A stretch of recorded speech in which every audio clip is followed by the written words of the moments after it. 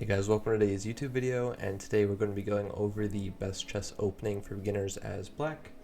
And my personal opinion is that the Caro-Kann is the best chess opening as black for a beginner. It's very principled, it's very solid, it's easy to learn, you don't need to know much theory.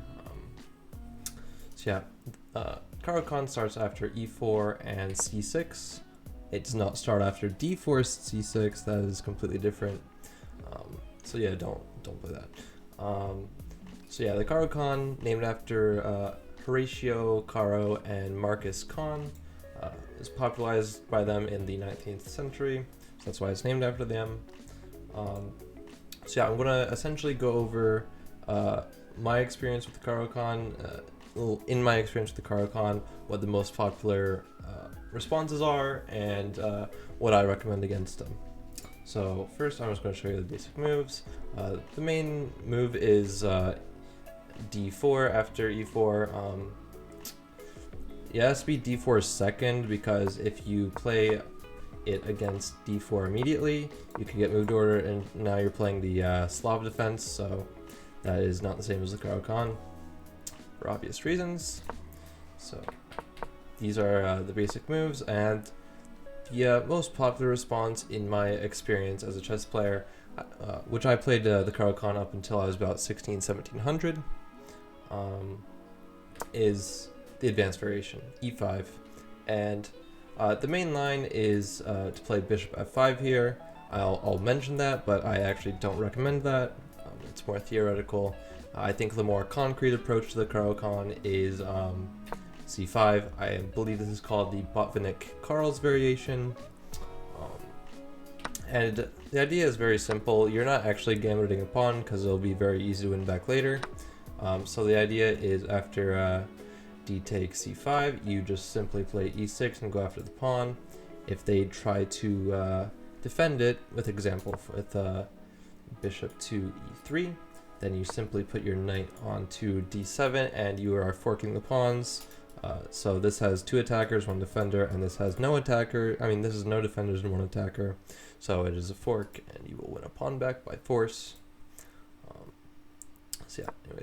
I actually experienced knight f3 most of the time, and they just let you take back, which is just a very pleasant position overall. And I trust that you guys can simply play chess. I got you out of the opening, and you have a decent position. So basically you just want to castle. Put your knight onto g6 and try to put pressure on the e-pawn with example knight g6, queen c7. You're gonna have to deal with like kind of a French-like bishop. Also, I think I blundered here after bishop takes h7, and it's the Greek gift sacrifice. So I actually don't castle here. My bad. Play knight g6 before you castle. Apologies. Don't get Greek gifted, because that will not be fun. So for example, this is what you should do. Don't get Greek gifted, so I'll get Greek gifted still. I know that I made a couple mistakes in my London system video, so I do apologize if I make mistakes. Don't castle here. You're going to get Greek gifted and probably lose. But for example, put your knight on g6 first. Don't get greedy and take the pawn before you castle if you have the opportunity to. Always castle as soon as you can. I've learned this especially in the Caro-Kann. Even over the board, you get greedy sometimes. You're like, oh, I have time to think about how to defend myself. But it doesn't matter how long you think when your king is being massacred and you're losing. So just get castled early, and you don't have to worry about it. Take the pawn afterwards. You can keep applying pressure. On to my next example, which I'm going to show the exchange variation, which is the boring variation that you have to deal with when playing the Caro. And essentially, it is they take your pawn instead of pushing it or developing their knight to c3, which is the main line. Basically, you just have to play normal developing moves. This is also a common idea in the Caro. You would just play bishop g4. And often you're going to be trading it for this knight, but delay it until you actually have to take to just stay flexible. but essentially you want your bishop out before you play e6, or else you're playing something more resembling a French, which is not as good. So yeah, for example, if they push the e-pawn to attack your bishop, just take. Your pawns are in light squares. This bishop isn't that good anyways, so this bishop is now going to be countered by these light square pawns controlling the squares. So you don't have to worry too much about losing the light squared bishop. Yeah, essentially, at this point, you kind of just have to play chess. Oh, I apologize again. At this point, you kind of just have to play chess, trade the bishop off. It's not worth it to have the dark squares bishop on the board. When you have dark squares holes, you just kind of want to trade the dark squared bishop off, and you're going to have less issues on the dark squares, since your queen will be the only one able to control the dark squares. Of course, watch out for the knight, like maybe getting in here. So knight a3, just play like a simple e5. I mean, not e5, a6. Yeah, trade off the bishop essentially. If the knight goes there, just castle. And you just kind of have to play chess here. I got you out of the opening. If you want to study further, then that is on up to you. I can't show you all the theory that there is in the world, but I can give you a good base to start off with. But I expect that you know, at least in part, how to play middle game, and I can get you out of the opening section of the game. That. Now we're going to go to the main line again. Apologize. So yeah, main line is you can play different moves orders. There's like you can play it like this as well, and you transposition here. It's the same position as right here, same position as you'll see. You don't have to worry about the move order. I think both move orders are fine, but in the main line, after knight out here, past that.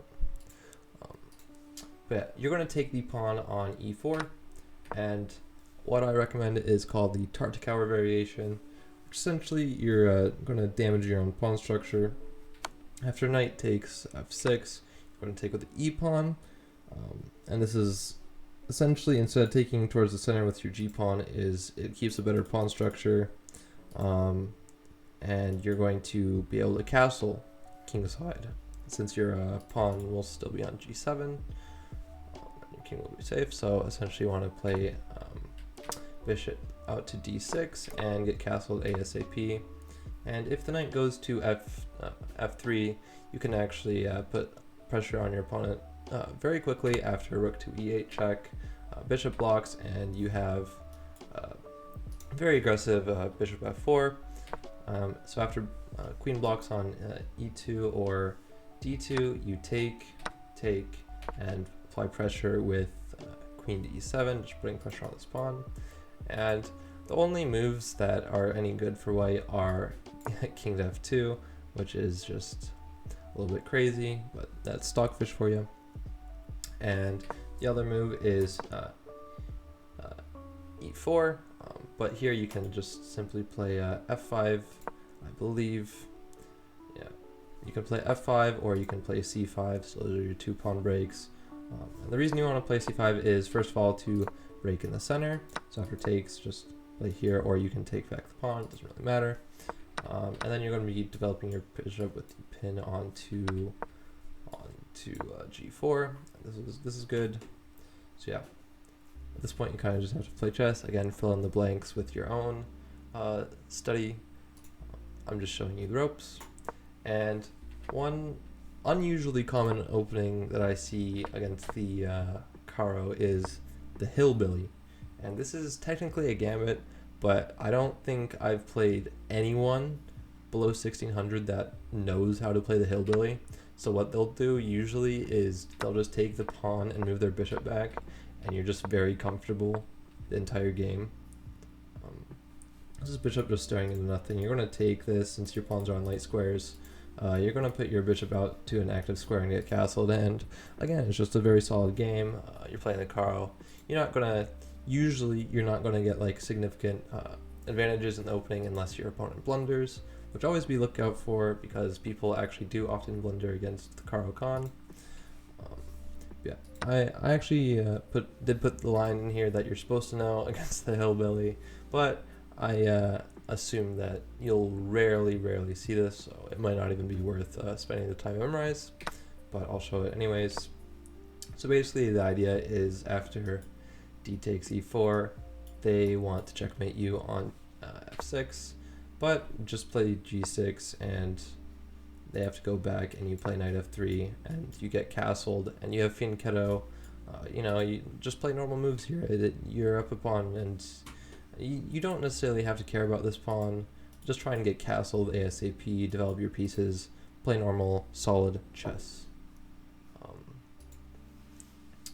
Now for my final example, which is the like what you'll normally see against the advanced variation, since a lot of people won't actually take when you push on c5 here.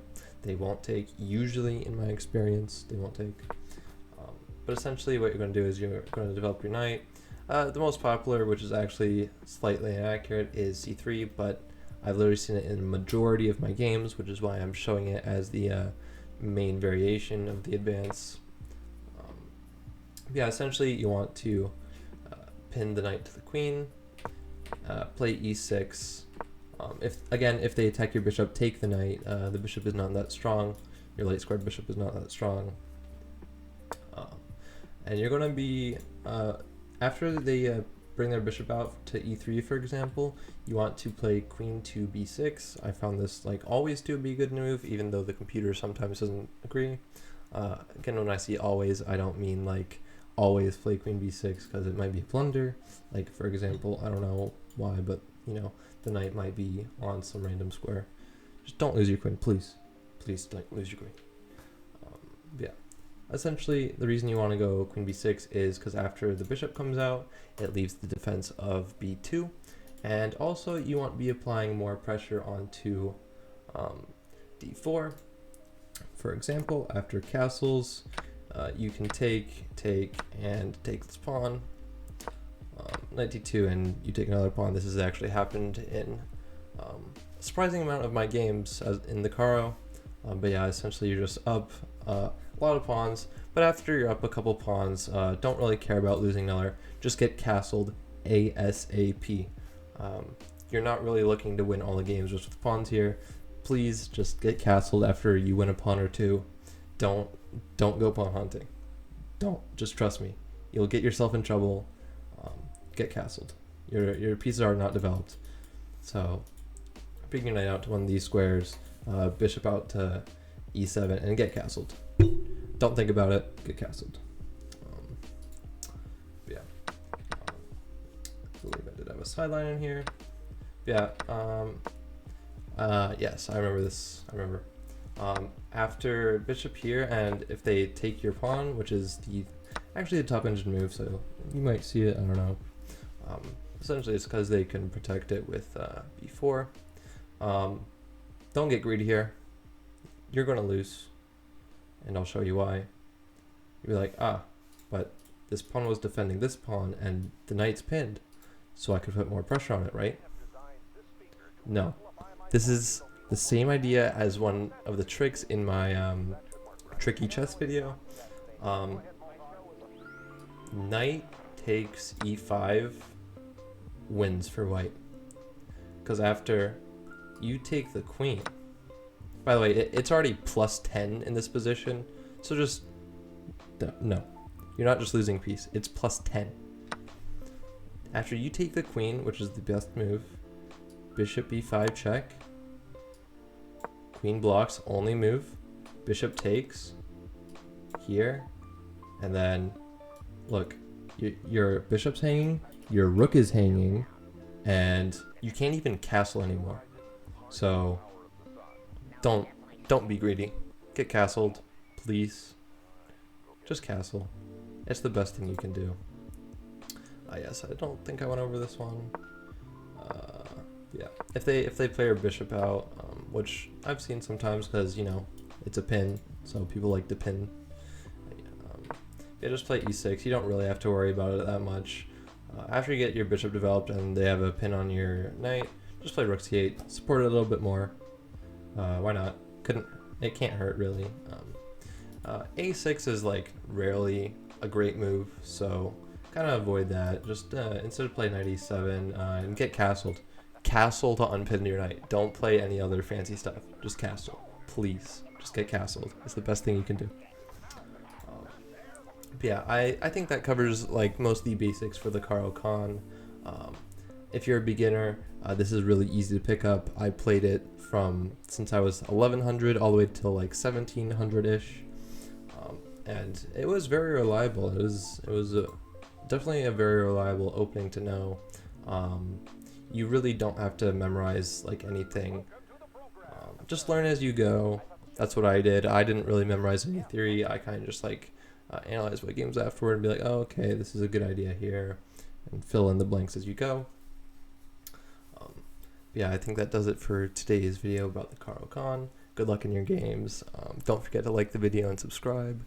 And as always, I'll see you tomorrow.